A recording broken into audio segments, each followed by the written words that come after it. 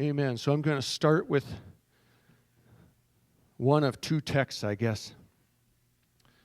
I want to start with Isaiah chapter 40, verses 28 through 31. Hast thou not known, hast thou not heard, that the everlasting God, the Lord, the Creator of the ends of the earth, fainteth not, neither is weary. There is no searching of his understanding. He giveth power to the faint, and to them that have no might he increaseth strength. Even the youths shall faint and be weary, and the young men shall utterly fall. But they that wait upon the Lord shall renew their strength. They shall mount up with wings as eagles. They shall run and not be weary, and they shall walk and not faint. Amen.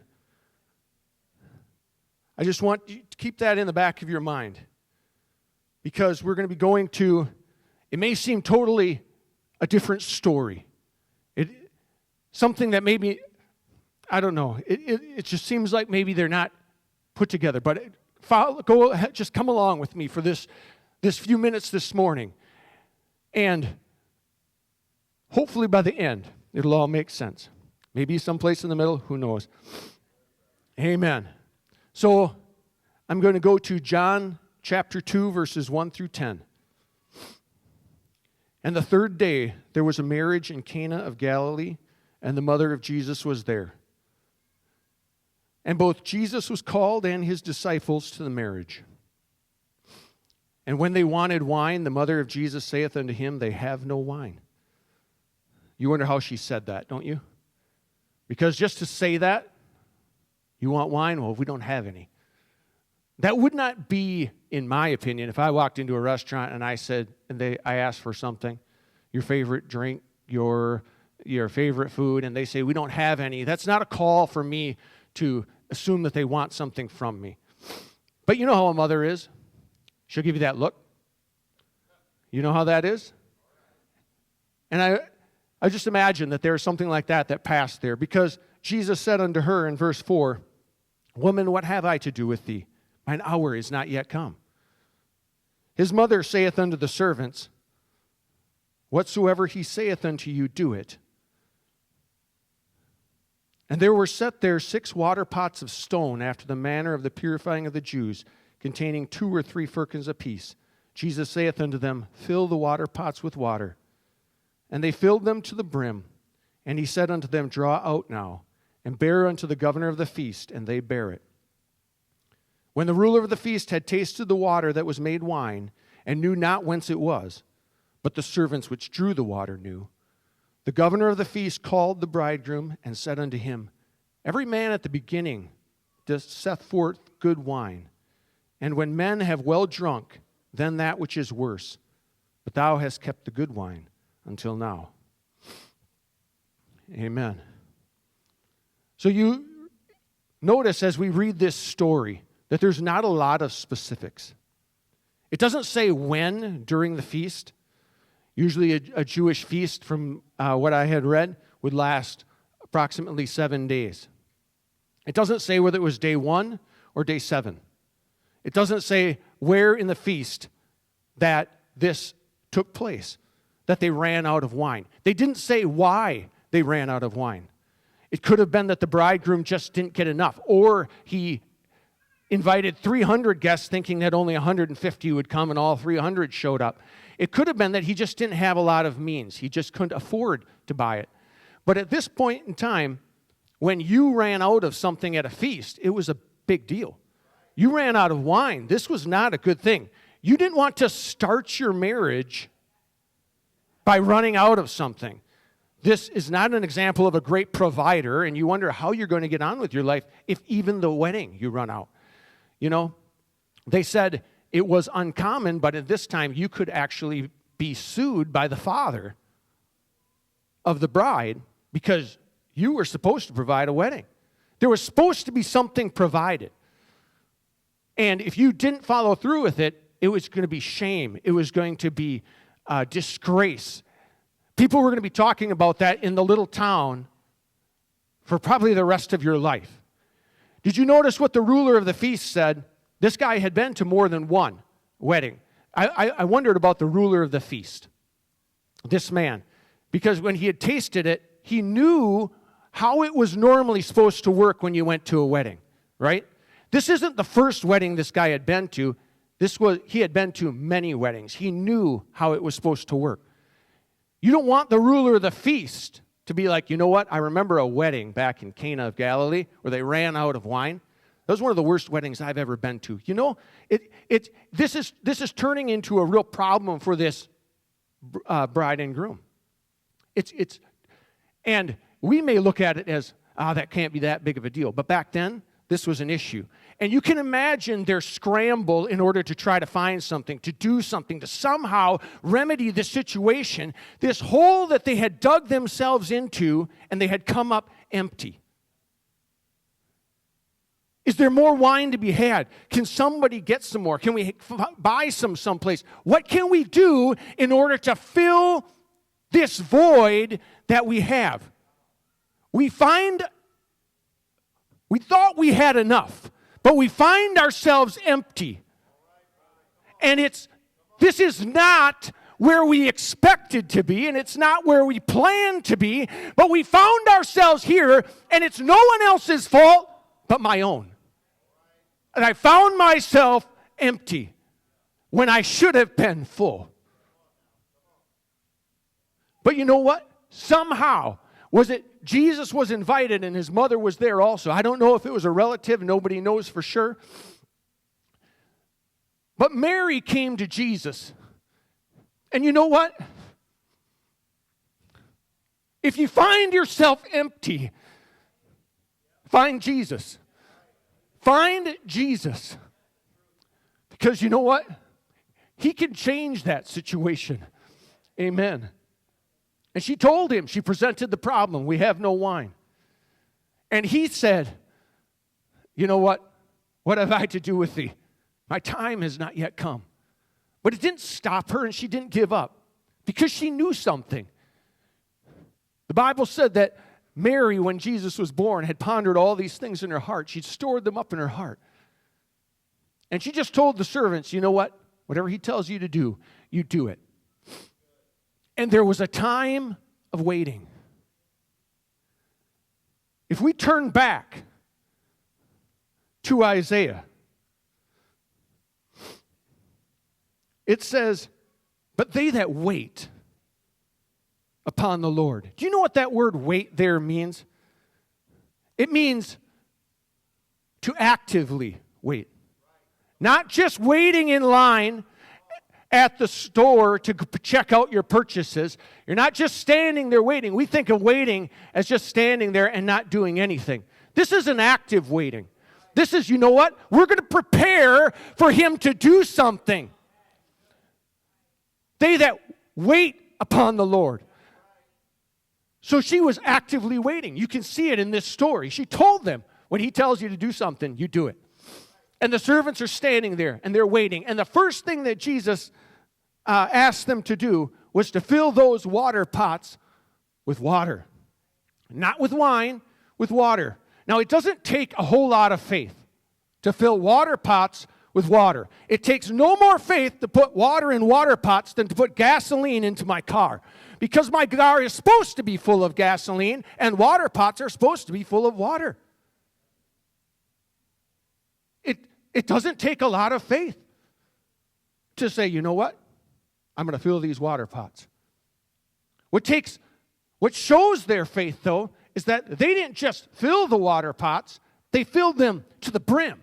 He didn't say fill it to the brim, but they filled those water pots right to the brim. Okay, now what are you going to do? We filled the water pots with water. If you read in Isaiah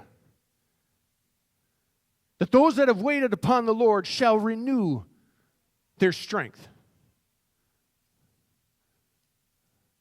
It doesn't necessarily take to renew your strength. To say, you know what, God, I've come to you. I'm trying to say this in just the right way. To say, God, I want to renew my strength. to wait upon you, and I'm going to renew my strength. To say, I'm going to be full again. I'm going to fill myself up again. But here's where it takes the leap of faith. And he said unto them, draw out now, and bear unto the governor of the feast. He didn't tell them, did you notice he didn't tell them what to draw out? He didn't say, draw out the wine, take it. He didn't say, draw out the water. You know that there's water in that pot, but I want you to draw it out now and take it to the governor of the feast. Was the water wine in the pot? It doesn't say. Was it water when they took it out and somewhere along the route it changed to wine? It doesn't say. But somewhere along the line, somewhere in there, that water that was in that pot was wine by the time it got to the governor. I wonder if the Bible is just a little bit vague sometimes, just so that I can put myself in this story. It doesn't give the particulars because you know what? You could say, well, I'm filled with wine, or you know what? Sometimes it feels kind of bland. Sometimes you want to, if you come and you want to talk to somebody and you can say, God, I'm full, but I just don't trust that when I draw out and offer it to someone, is it going to be wine or is it just going to be water? Is it going to be, I'm full, God, but what is it? You always want your friends and neighbors, when you talk to someone, to be able to say, man, that was good, don't you? Man, that was good. But sometimes it doesn't feel like it's that good. It just feels like, God, I don't know. I know what I am. But to draw out what you've given me and just give it to my neighbor, God. But you know what? That water, which you don't, what the servants know that was full of, those water pots, they're now drawing out and giving it to the ruler of the feast. This guy knows nothing about the issue. He knows nothing about the problem. But if you give him a drink of water, he's probably not going to be happy with you. He's probably not going to be real tickled. He's going to be asking, what in the world are you doing? But the ruler of the feast tasted the water that was made wine and knew not whence it was. But the servants knew. And the governor not only was so excited that his eyes lit up. Wow, this is good. Man, this is good. You know what? Go get the bridegroom and send him over here. This is good enough. I'm going to tell somebody about this wine. And now you do notice that the bridegroom didn't say, oh no, that's not mine. Oh no, I didn't really do that. When he told him that everybody keeps the good wine till last. Bridegroom said, oh, nice. I wonder where they got that. You know, if he's wondering. But the point is, he was empty. Now I'm going to take you back to Isaiah. Go back to verse 28. And it says, down in the verse, the Creator of the ends of the earth fainteth not, neither is weary.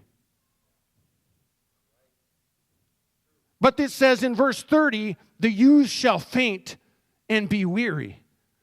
It's comparing the man to God. The young men shall utterly fall.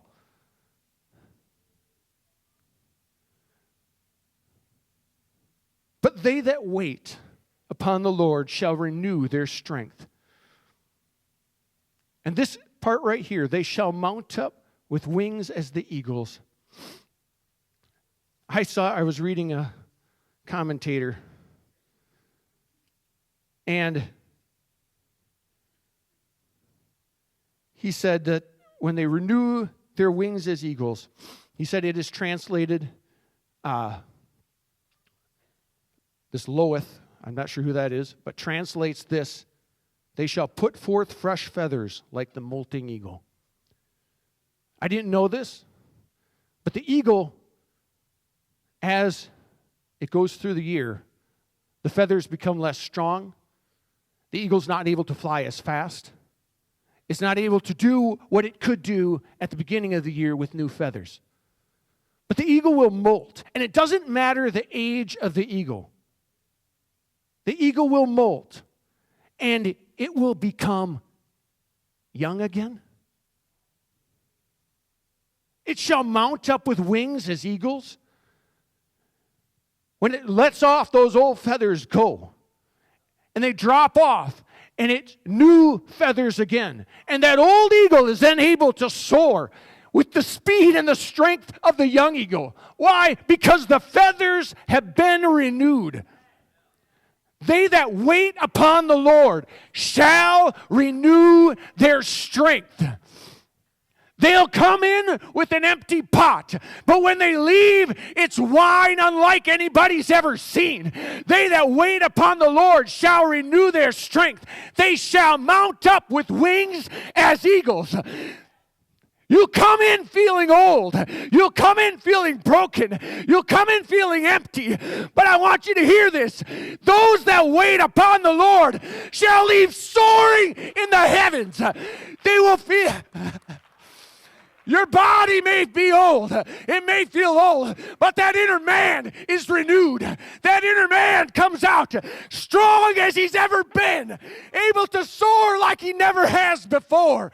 They that wait upon the Lord, they shall run and not be weary. They shall walk and not faint.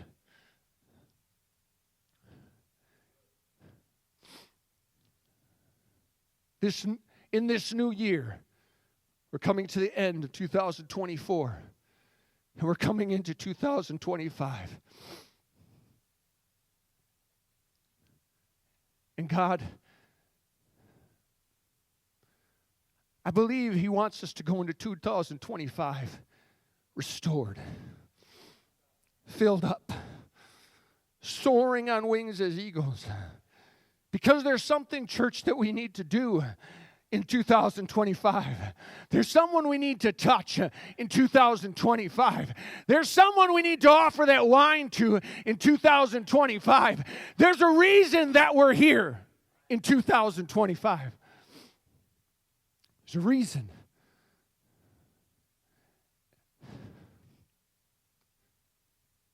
And if we as a church, as a people of God, can go in full. If it takes a renewing. I don't know how you came today. I don't know how you came. Sister Libby, if you could come. You could all stand. I don't know what you brought in today, whether it was empty or full. I don't know whether you came soaring. But this I know, that however you came, empty or full, whatever you came needing, just like Mary, Jesus is here. Jesus is here.